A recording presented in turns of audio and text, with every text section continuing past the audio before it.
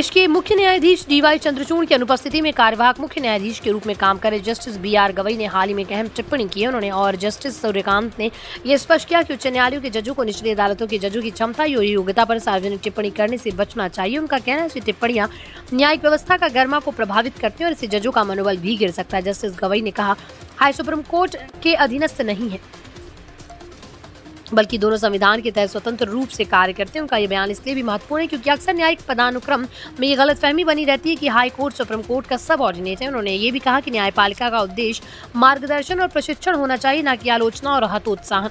न्यायिक व्यवस्था में हर स्तर के जज अलग अलग चुनौतियों का सामना करते हैं। निचली अदालतों के जजों के पास अक्सर संसाधनों की कमी होती है, लेकिन वो रोजाना बड़ी संख्या में मामलों से निपटते हैं। अगर उच्च अदालतें उनकी कार्यशैली पर कठोर टिप्पणी करती हैं तो इसका असर सीधे उनके आत्मविश्वास और काम की गुणवत्ता पर पड़ता है। जस्टिस गवई का मानना है कि वरिष्ठ जजों को सहयोगी रवैया अपनाना चाहिए ताकि न्यायिक व्यवस्था में सुधार हो सके।